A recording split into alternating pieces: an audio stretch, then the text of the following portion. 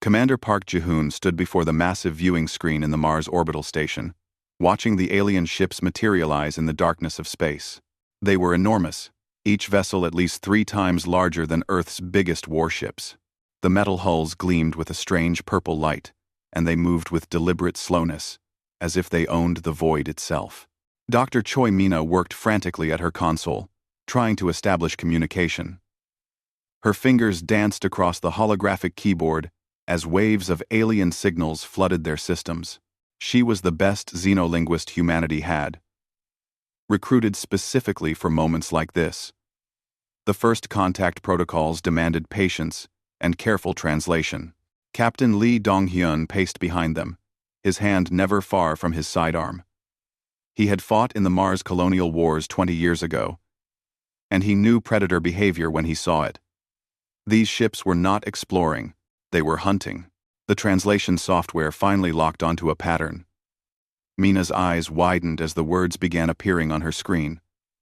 She read them once, then twice, then looked up at Park with visible fear. "Commander, they're broadcasting a message. It's being sent to every human settlement in the system." Park nodded slowly. "Put it through." The voice that filled the command center was cold and mechanical, filtered through their translation systems. But the contempt in it needed no translation. "Primitive species of Sol 3. You are hereby informed of your subjugation. The Velcron Dominion has observed your feeble attempts at colonization. You have expanded into 17 star systems in 200 cycles. This is unacceptable. We have conquered 47 species across 5,000 worlds. Your resistance would be meaningless. You will surrender your vessels, your worlds, and your autonomy. You have 1 solar rotation to comply." Silence filled the command center. Park felt every eye turn toward him. He took a deep breath and stepped forward. "Open a channel," he ordered. Mina hesitated, then activated the communication link. Park straightened his uniform and spoke clearly. "This is Commander Park Ji-hoon of the United Earth Space Command. We receive your message, but we cannot accept your terms. Humanity seeks peaceful coexistence with all species. Perhaps we can discuss a diplomatic solution. We have resources we can share, knowledge we can exchange. There is no need for conflict." The response came almost immediately, and this time there was something new in the alien voice. Laughter. "Your species speaks of peace because you are weak. We have studied your transmissions. You have no unified military. Your weapons are primitive. Your ships are slow. You offer negotiation because you fear obliteration. This is the response of prey, not equals." Lee Dong-hyun took a step forward, his face red with anger. "Commander, let me speak to these." Park raised his hand, cutting him off. He kept his voice calm. "We are not your enemies. Attacking us would be a mistake. We ask only for the chance to prove that cooperation benefits us both." The alien voice grew colder. "You misunderstand your position. We do not negotiate with food animals. We do not bargain with resources. You are territory to be claimed. However, we are not without mercy. We will demonstrate the cost of resistance." On the viewing screen, 3 of the alien vessels broke formation. They accelerated with impossible speed toward the outer colonies. Park's blood ran cold. "Mina, get me a line to the colony ships near Neptune. Now!" But it was already too late. The alien vessels fired weapons that tore through space itself. Beams of energy that made the void shimmer and crack. 3 colony ships, massive vessels carrying 4,000 people each, simply ceased to exist.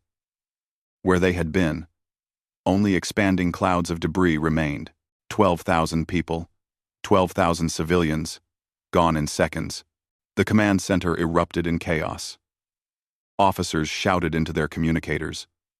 Alarms blared. Mina put her head in her hands, tears streaming down her face. Lee punched a bulkhead hard enough to split his knuckles. Park stood perfectly still, watching the debris clouds expand. His mind was already moving, calculating, planning. He had spent 20 years maintaining peace in the colonies. He had negotiated with pirates, settled disputes between mining corporations, and prevented 3 civil wars through careful diplomacy. He believed in peace, but he also believed in survival. The alien voice returned, smug and satisfied. This is the fate of resistance. Comply within your solar rotation, or we will begin with your homeworld. The choice is yours, if such primitive creatures can be said to choose. The communication link cut off. The alien fleet remained in position, a clear threat hanging over humanity's home system. Park turned to his staff. Every face showed shock, grief, or rage. Some combination of all three. He let them have their moment, then spoke quietly but firmly. Send a priority transmission to Earth. Tell the Security Council what has happened here. Tell them the Velcrans have declared war on humanity. Lee looked up, blood dripping from his hand. What will Earth do? Park walked to the viewing screen and placed his palm against the cold glass. In the distance, he could still see the debris clouds where the colony ships had been. 12,000 souls who had been alive 5 minutes ago. 12,000 people who had trusted Earth to protect them. I don't know what Earth will do, Park said softly. But I know what we will do. We will make them regret this. Every single one of them. Mina looked at him with red eyes. Commander, they have 5,000 worlds. They've conquered 47 species. How can we possibly? Because they made a mistake.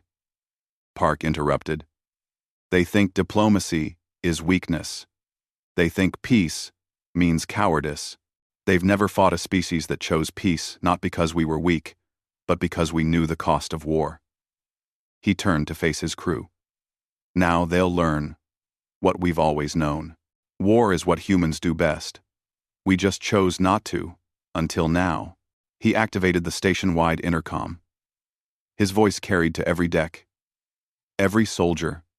Every officer. This is Commander Park.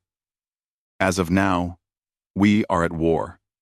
Send the message to every human settlement, every ship, every colony. Tell them to prepare. Tell them we're coming. And someone get me Admiral Kang on Earth. We have work to do. Admiral Kang Suman stood in the war room deep beneath Geneva, surrounded by holographic displays showing every human settlement across 17 star systems. She had served in Earth's military for 40 years, rising through the ranks during peacetime. Now, at 63 years old, she would lead humanity into its first interstellar war. The Velcrans expected surrender. They had given humanity 24 hours to comply. Instead, Earth went completely silent. For 30 days, no human ship transmitted. No colony responded to hails. The Velcrans assumed terror had paralyzed their prey. They were wrong. In those 30 days, humanity transformed. Every civilian factory retooled for war production. Mining lasers, designed to cut asteroids, were modified to slice through armor. Cargo railguns built to launch ore containers were recalibrated to fire tungsten slugs at relativistic speeds. Fusion drives meant for propulsion became devastating bombs. Engineer Yoon Tae-jin worked 18-hour days in Earth's lunar shipyards, stripping luxury liners and converting them into carriers. He took pleasure cruise vessels and filled them with fighter bays. He took cargo haulers and mounted missile batteries along their spines. Nothing was wasted. Every ship became a weapon. Admiral, the shipyards report 80% conversion complete. An aide informed Kang. We'll have 200 combat-capable vessels within the week. Kang studied the tactical displays. 200 ships against a fleet of thousands. The numbers were impossible. But she had learned long ago that numbers were just one factor in warfare. What about the volunteer fighters? She asked.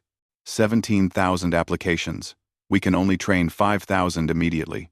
Among those 5,000 was Lieutenant Han Ji-woo, a 24-year-old pilot who had grown up racing mining shuttles through Saturn's rings. She had reflexes that tested off the charts, and a fearlessness that worried her instructors. When the call for volunteers went out, She was the first to sign. On day 31, the Velcrans grew impatient. Their fleet entered the outer solar system, making directly for the colony on Ganymede. They expected to find frightened civilians huddled in their habitats. Instead, they found Lieutenant Han and 200 fighters waiting in the shadows of Jupiter's moons. The Velcran commander barely had time to register the ambush before human fighters swarmed his vanguard. Han piloted her craft through the enemy formation, her weapons tearing into shields and armor. The Velcrans had superior ships, but they fought in rigid formations. Following doctrine developed over centuries, humans fought like demons. Han rolled her fighter between two Velcran destroyers, firing as she went, then dove into Jupiter's upper atmosphere to shake pursuit. 3 enemy fighters followed. None emerged. She used the gas giant's gravity and storms to her advantage, drawing the aliens into zones where their advanced sensors became useless. But courage and skill could only do so much against overwhelming force. For every Velcran ship destroyed, humans lost 10 fighters. Han watched friends die in bright explosions. She heard their final screams over the comm channels. But nobody retreated. Commander Park arrived with the Mars Defense Fleet 6 hours into the battle. His ships were outnumbered 3-1. But he had spent weeks studying the recordings of the Velcran attack.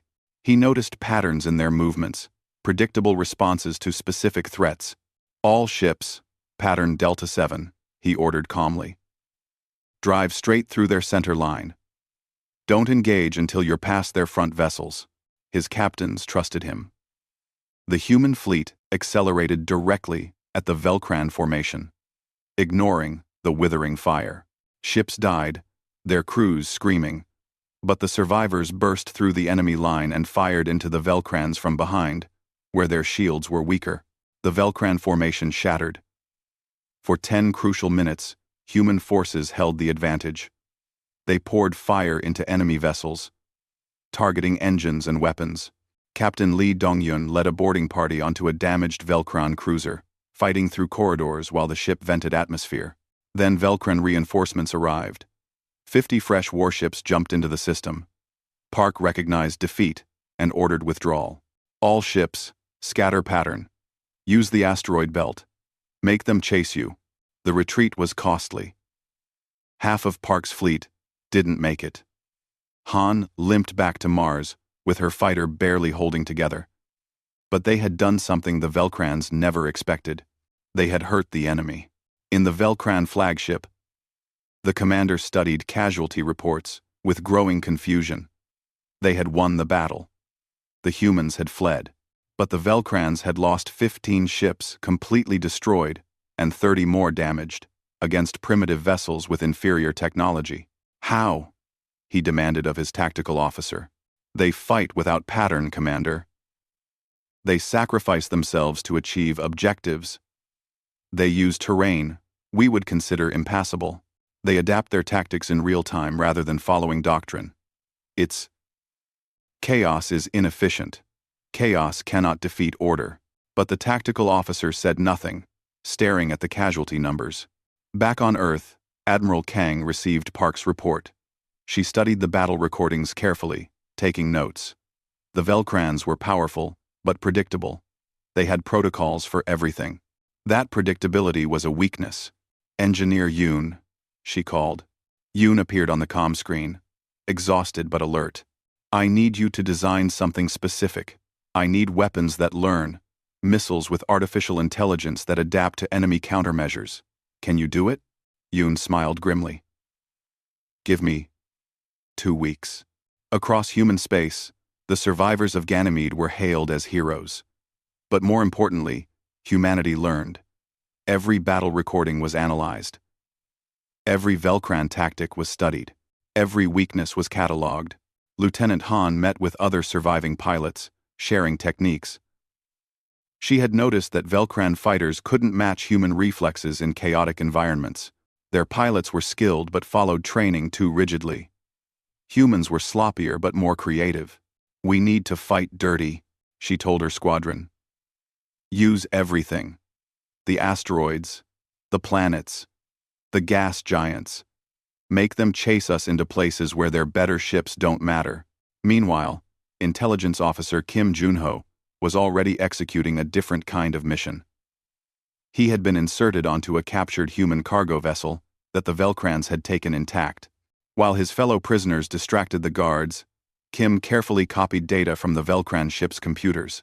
The data contained fleet positions, supply routes, and communication protocols.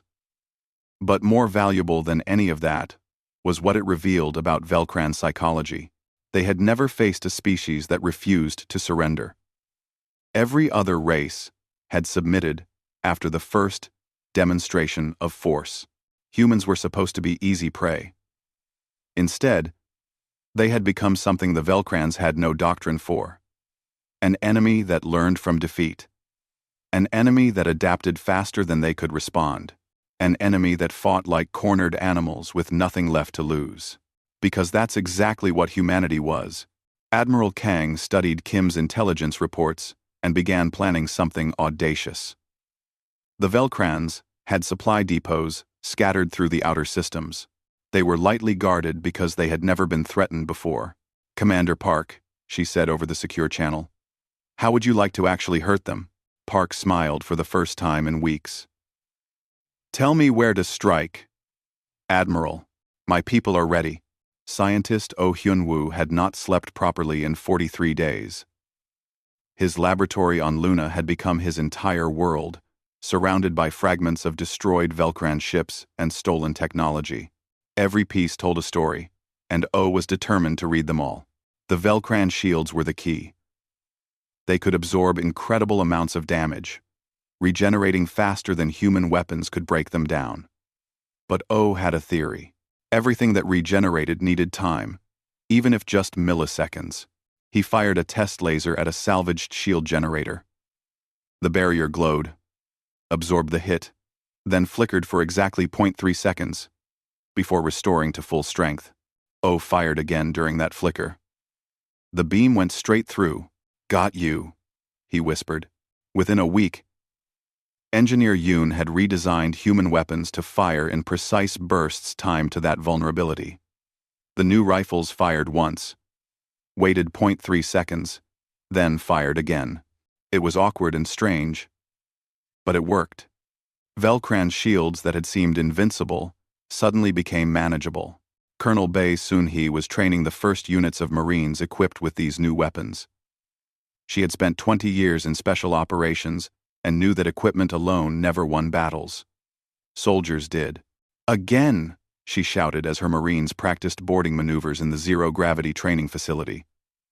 "The Velcrans are bigger and stronger than you. But they evolved on heavy-gravity worlds. They're slower in space.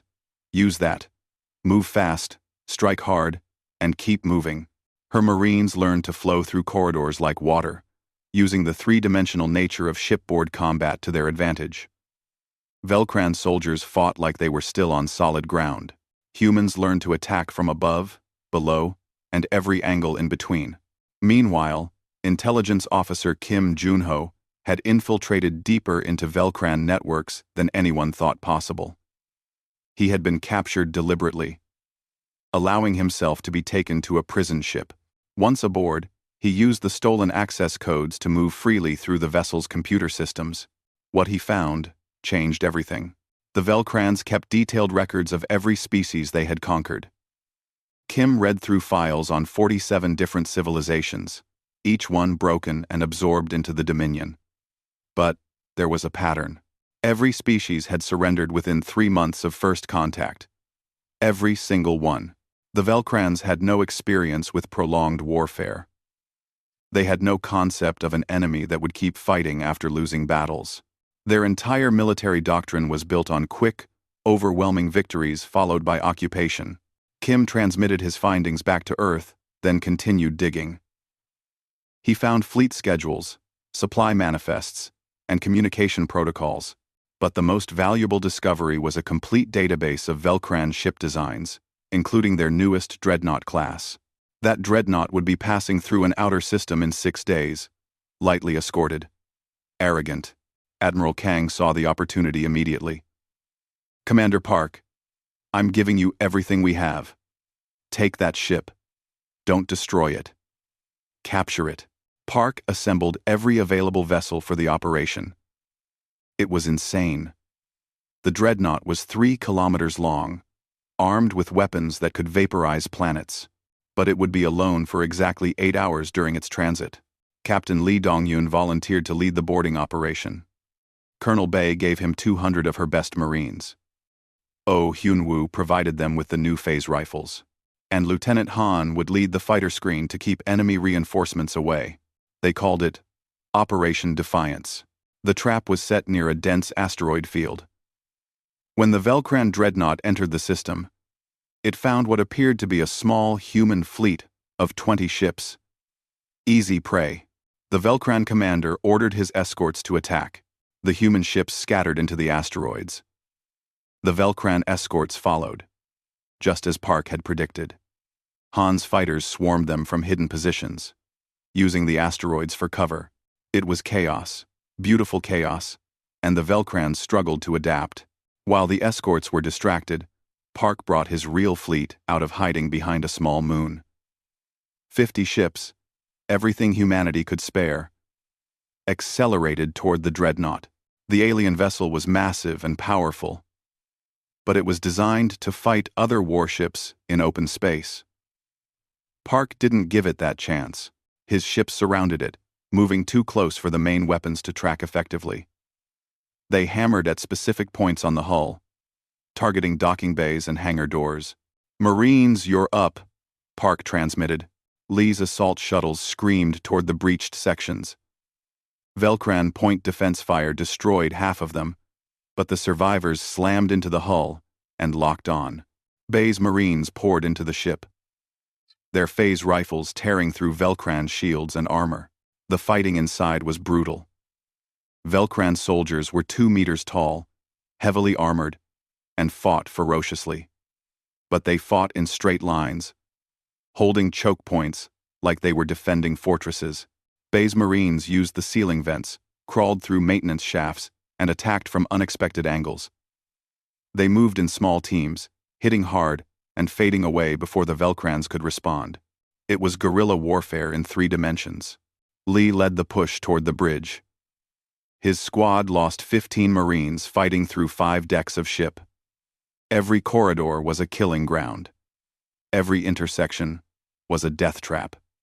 But they kept moving forward. Oh Hyun-woo had analyzed the dreadnought's design and found its weakness. The bridge was heavily armored, but relied on a single main power conduit. Lee's demolition expert placed a shaped charge against the bulkhead and blew it precisely. The bridge went dark. Emergency lights flickered on, but the tactical systems were dead. Lee and his remaining 8 Marines stormed in. The Velcran command crew was still reeling from the explosion. The battle was short and savage, fought at point-blank range. When it ended, Lee stood over the Velcran captain's body, breathing hard, his armor scorched and dented. "Bridge secured," he transmitted. "Ship is ours." Outside, Han's fighters were running out of ammunition and fuel, but they held the perimeter. The Velcran escorts, realizing what had happened, tried to disengage and flee. Park let them go. He had what he wanted. The captured dreadnought was renamed Defiance. Over the next month, human engineers and scientists swarmed over every centimeter of the ship. They learned how Velcran shields worked, how their weapons operated, and most importantly, how their faster-than-light drives functioned. Engineer Yoon studied the FTL drive with fascination. It was more advanced than human technology, but it was also inefficient, built with assumptions about resource availability that humanity couldn't match. So Yoon redesigned it, making it smaller, faster, and more efficient. The improved human FTL drives were 15% faster than the Velcran versions.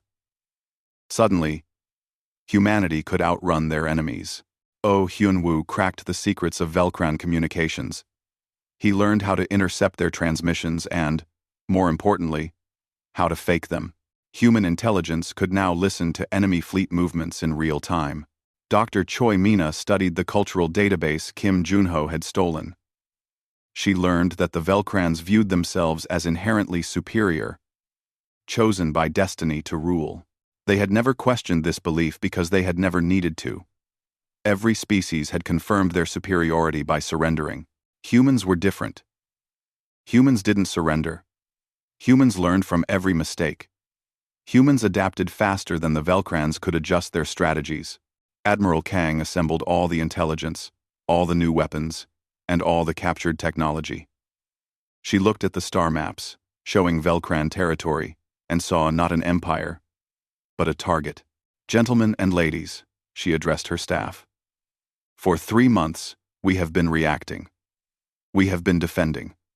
That ends now. It's time we taught the Velcrans what real war looks like. We're taking the fight to them. Commander Park stood beside the Admiral, looking at the same maps.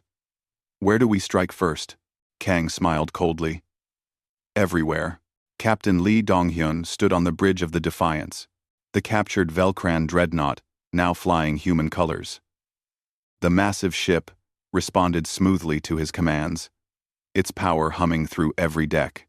Around him, a crew of 2,000 humans operated stations originally designed for aliens, having spent weeks learning every system. The ship was not just a trophy. It was a statement.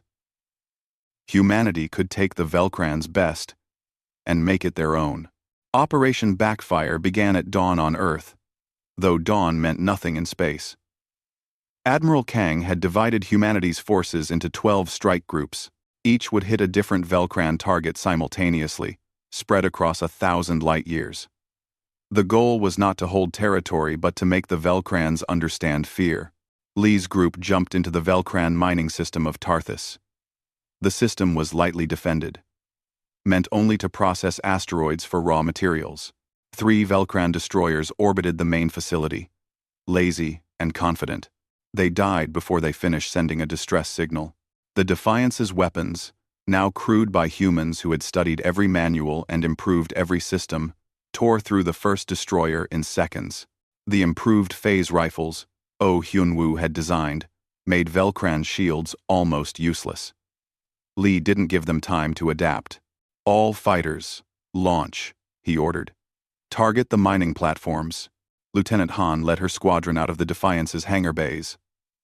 She had been promoted after her actions at Ganymede, and now commanded 300 pilots. Her fighters swept through the system like a swarm of angry insects, destroying refineries and fuel depots. The Velcrans stationed there barely had time to evacuate. Those who made it to escape pods were allowed to flee. Lee had his orders from Admiral Kang. Let them run. Let them spread the word. Humanity was coming. Across Velcran space, 11 other battles erupted. Commander Park led a raid on a communications hub, destroying the Velcrans' ability to coordinate fleet movements in an entire sector. Colonel Bay's Marines assaulted an ammunition depot, detonating enough explosives to light up the night sky of 2 nearby planets. Engineer Yoon's new weapons proved devastatingly effective. The Hellfire torpedoes he had designed carried artificial intelligence that learned from each engagement.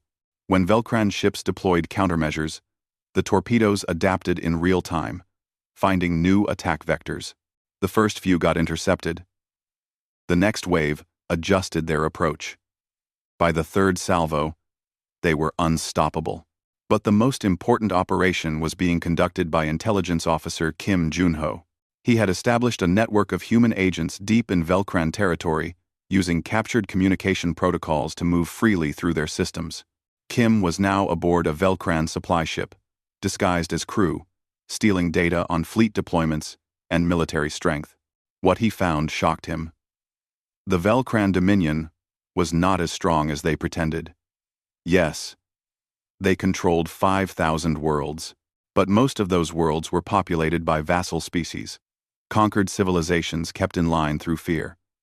The actual Velcran population numbered only a few billion, spread thin across their empire.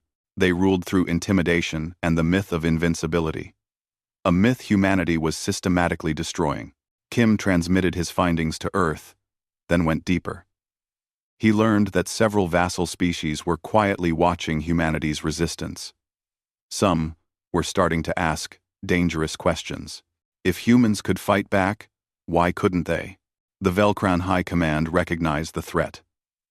They assembled their largest fleet, 800 warships, under their most experienced admiral. They would crush the human homeworld and end this rebellion before it inspired others. Dr. Choi Mina intercepted the Velcran fleet orders and warned Earth. Admiral Kang studied the enemy deployment and saw opportunity where others saw disaster. They're committing everything to one strike, she observed. That means they're leaving other areas weak. Commander Park, how fast can you reach the Velcran homeworld's moon? Park checked the tactical display. With the improved FTL drives? 18 hours. But Admiral, we don't have the forces to threaten their homeworld. We don't need to threaten it. We just need them to think we are. The plan was insane. While the Velcran Armada moved toward Earth, humanity's fleet would strike at the heart of the Dominion. Not to conquer, but to terrify. To make the Velcrans realize nowhere was safe. Lee's Defiance led the charge, accompanied by every ship humanity could spare. They jumped into the Velcran home system, expecting to face heavy resistance. Instead, they found minimal defenses. The Velcrans had been so confident in their assault on Earth that they had stripped their own protection. All ships, Lee commanded, spread out. Target military installations only.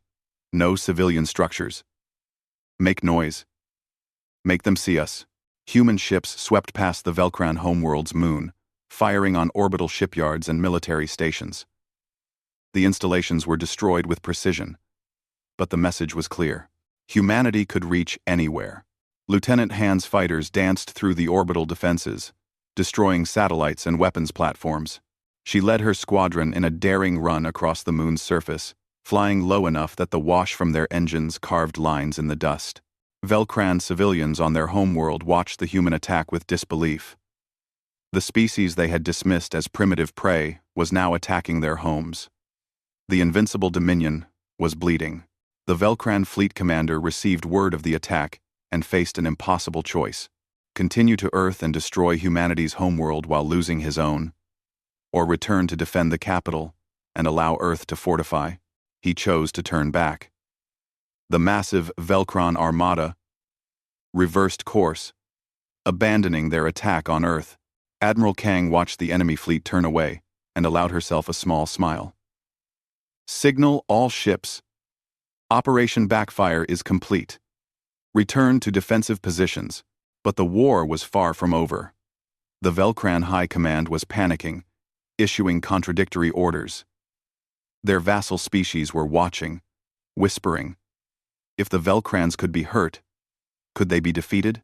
On a world called Drethys, a conquered species that had served the Velcrans for 3 centuries began to quietly sabotage supply shipments.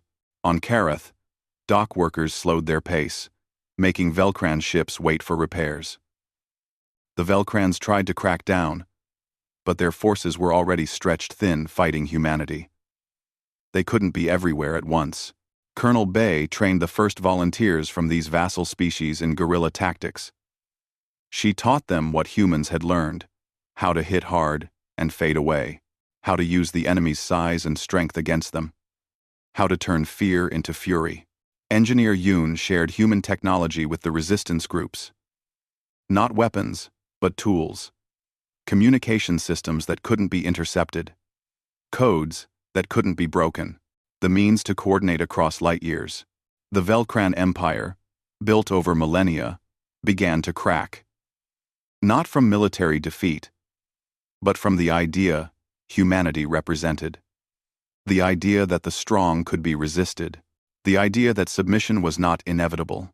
In the Velcran throne room, the Emperor received reports of defeats, rebellions, and disasters. His advisors argued about strategies while his empire crumbled around them. How? He demanded. How does one species undo 5,000 years of dominance in mere months? Nobody had an answer. The Velcrans had conquered 47 species, but they had never fought anyone who refused to stay conquered. They had won every war, but they had never understood warfare itself. Humanity did. Humanity had spent thousands of years fighting themselves, learning every possible way to wage war. The Velcrans were powerful. Humans were experienced, and experience was winning. The Velcran Empire shattered like glass dropped from a great height. What had taken millennia to build collapsed in less than 2 years. Not through conquest, but through revelation. The vassal species, seeing humanity's refusal to kneel, found their own courage. Commander Park watched from the bridge of his flagship as 3 former Velcran colony worlds declared independence. Their defense forces, trained and equipped by humans, were already engaging Velcran ships sent to restore order. The battles were messy and desperate, but the vassal species were learning what humanity already knew. Freedom was worth dying for. Admiral Kang wants us at the Velcran throne world, his communications officer reported. The final push begins in 6 hours. Park looked at the star map. The Velcran homeworld lay before them, defended by what remained of their once mighty fleet. 200 ships, maybe fewer. A fraction of their former strength. The rest were scattered across the Empire, fighting rebellions, chasing human raiders, or simply destroyed. Captain Lee Dongyun prepared the Defiance for battle. His crew had fought in 30 engagements over the past year. They knew the ship better than its original builders. Every system had been improved, refined, and adapted to human needs. "How are we feeling?" Lee asked his bridge crew. A young ensign looked up from her station. "Sir, we're about to attack the homeworld of the species that tried to exterminate us. I feel absolutely wonderful." Lee laughed. It was harsh, but honest. They had earned this moment, with blood and sacrifice. Lieutenant Han conducted final checks on her fighter. She had painted small marks on her cockpit, 1 for each kill. There were 83 marks. She didn't feel pride in that number, just grim satisfaction. Each mark represented 1 less Velcran ship that could threaten humanity. The human fleet assembled at the edge of the Velcran home system. 500 warships. Everything humanity and their allies could gather. It was still smaller than what the Velcrans had commanded at their peak, but size no longer mattered. Admiral Kang transmitted to the entire fleet.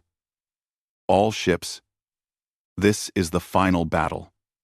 The Velcrans started this war by massacring our civilians. They believed we were weak. They believed we would surrender. They were wrong. Today, we end this. But remember, we fight for justice, not genocide. Military targets only. Am I clear?" A chorus of acknowledgments answered her. The battle began at dawn on Earth, though the Velcran homeworld measured time differently. The human fleet jumped in system and spread out in formations the Velcrans couldn't predict or counter. Park had studied every recorded Velcran battle. He knew how they thought, how they reacted, what they feared. He used all of it against them. The Velcran defense fleet tried to form their traditional defensive sphere around their homeworld. Park didn't attack it directly. Instead, he sent Lee's Defiance and a strike group wide, forcing the Velcrans to stretch their formation. Then, he hit the weak point with overwhelming force. Han's fighters exploited the gaps, diving through Velcran lines to strike at command ships. The Hellfire torpedoes engineer Yoon had designed proved devastating. The Velcran point defenses, designed to stop conventional missiles, couldn't adapt fast enough to the learning weapons, but the Velcrans fought desperately. This was their home. For all their arrogance and cruelty, they were still defending their families. Their ships threw themselves at human forces with suicidal courage. The battle raged for 18 hours. Space filled with debris and frozen bodies. Both sides paid heavily. Park lost 60 ships. Lee's Defiance took damage that would take months to repair. Han watched squadron mates die protecting the fleet. But slowly, inevitably, the Velcran defense collapsed. Their ships were destroyed or disabled. Their orbital fortresses went silent. The path to the surface lay open. "Colonel Bay," Admiral Kang transmitted. Bay's assault shuttles descended through the atmosphere, protected by human fighters. The Velcran capital city sprawled below them, beautiful and ancient. The Marines didn't target civilians. They made directly for the government complex. Velcran ground forces tried to stop them. The fighting in the streets was brutal and close range. But Bay's Marines had trained in zero gravity, in vacuum, in every possible environment. Fighting in normal gravity with atmosphere was easy by comparison. They stormed the High Council chambers 6 hours after landing. The Velcran counselors were still there, protected by their best guards. The battle inside the chamber was short. When it ended, Bay stood before the Velcran Emperor himself. He was old, his scales dulled with age. He looked at Bay with genuine confusion. "How?" he asked in his own language, which her translator rendered instantly. "How did you do this? How did you do this?" Dr. Choi Mina entered the chamber. She had insisted on being present for this moment. She approached the Emperor carefully, her weapons lowered, but ready. "You want to know how?" she asked. "You made a simple mistake. You mistook our desire for peace as an inability to wage war." The Emperor shook his head. "We have conquered 47 species. We have fought for 5,000 years. No," Mina corrected gently. "You've won 47 times against species who surrendered. You've never actually fought a war. Not a real one. Humanity has been fighting ourselves for our entire history. We know war in ways you never could. Every human culture has warrior traditions going back thousands of years.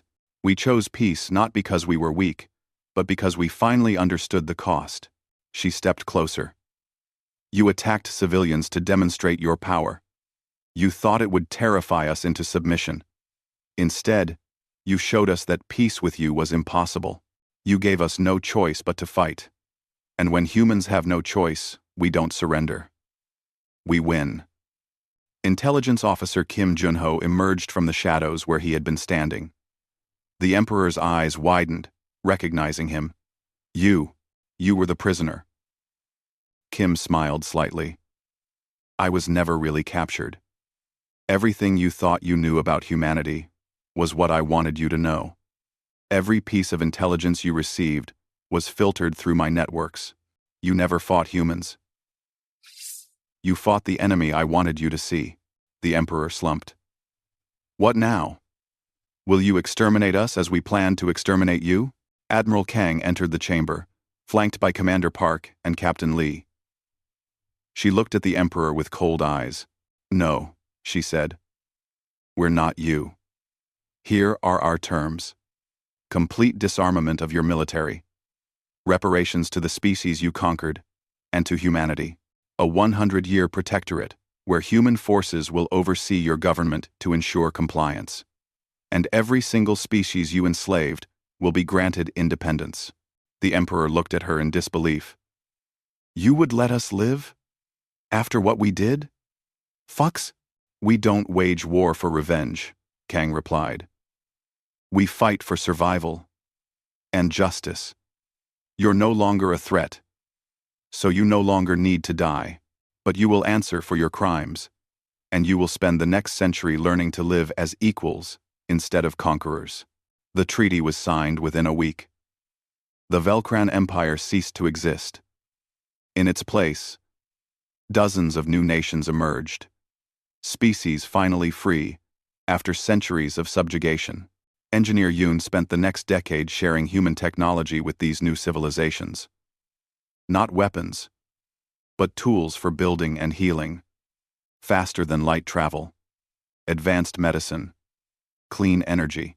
Lieutenant Han became an instructor, teaching young pilots from a dozen species the tactics that had won humanity's war. Her students called her the Legend. She told them there were no legends, only people who refused to quit. 10 years after the war ended, Ambassador Park Ji-hoon sat in a diplomatic meeting with representatives from a newly contacted species. They were advanced, powerful, and curious about the galactic community. Their leader looked at Park with cautious respect. "We have heard stories of what happened to the Velcrans. Is it true? Did your species defeat an empire of 5,000 worlds? Park sipped his tea calmly. We defeated an empire that forgot humility. The worlds were just a number. How long did the war last? 2 years and 3 months from first contact to final surrender. The alien leader's eyes widened. That is incredibly fast. The Velcrans had conquered for millennia. They had won for millennia, Park corrected. There's a difference. Winning is easy when nobody fights back. War is what happens when someone does. And humans are good at war? Park set down his tea. Humans are good at survival. We've spent 10,000 years fighting diseases, disasters, wild animals, and each other. We learn to adapt or die. We chose adaptation. War is just one more problem to solve. Should we fear you then? Park smiled slightly. Only if you attack us. We prefer peace, Ambassador. We've seen enough war to last 1,000 lifetimes. But if you force us to choose between peace and survival, we'll choose survival every time. And we're very good at surviving. The alien ambassador was quiet for a moment. That is a good answer. We will remember it. Please do, Park said. Because if there's one lesson the Velcrans learned, it's this. Attacking humanity is a mistake you only make once. Years later, the story of humanity's war became legend across the galaxy. Not as a tale of conquest, but as a warning. Dozens of species learned from it. Aggression became less common, diplomacy more valued. The Velcrans themselves, disarmed and humbled, slowly rebuilt their civilization. Their young learned a new history, one that included their own crimes and failures. Some humans advocated for harsher punishment. Others, like Dr. Choi Mina, worked with Velcran scholars to build understanding. They can change, Mina told critics, just as we did. Humanity was violent for thousands of years before we learned peace. We can't deny others the chance to grow. The galaxy was not perfect. New conflicts arose. But the question that started wars had changed. It was no longer, can we win? But, is it worth the cost? And for most species, after seeing what humanity had done, the answer was no. The lesson had been learned. War against humanity was a mistake made only once.